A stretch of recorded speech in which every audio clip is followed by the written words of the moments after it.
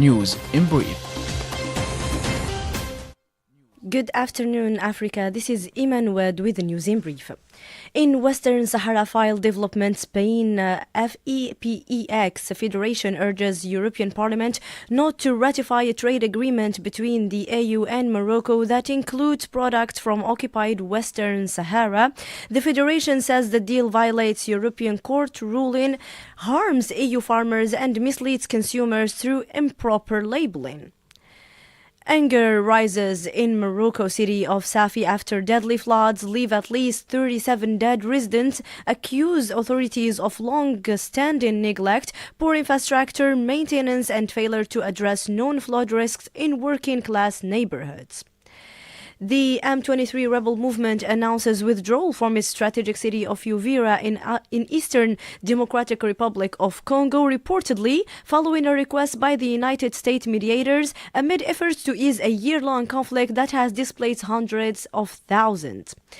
The president of the Algerian People's National Assembly and Arab Interparliamentary Union, Brahim Boughali, strongly condemns foreign interference in Arab states' internal affairs and warns against hosting or supporting extremist groups, describing such acts as a threat to regional and international security. The African Union Peace and Security Council meets to assess political, security and humanitarian development in Sudan. Members discuss practical solutions, possible field visits and summit on Sudan while condemning crimes against civilians and calling for accountability and humanitarian access.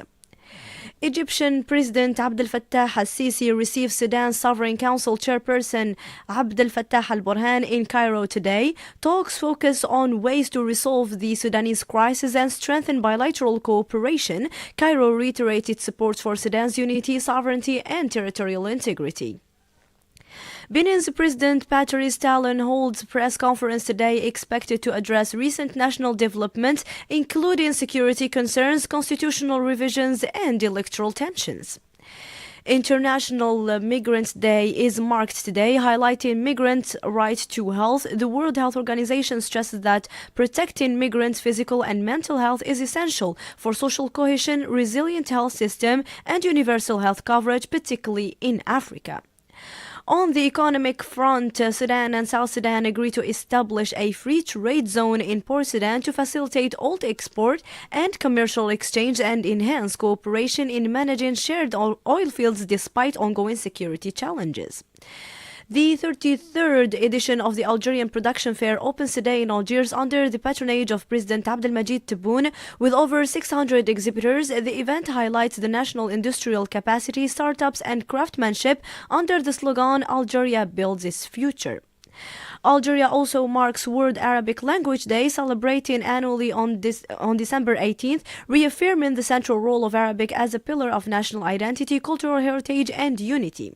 The Arab countries and cultural institutions also commemorate the World Arabic Language Day, recognized by the UNESCO, highlighting the Arabic language contribution to human civilization, science, and intercultural dialogue. Former Nigerian captain Ahmed Musa announces his retirement from international football after 15 years in the game.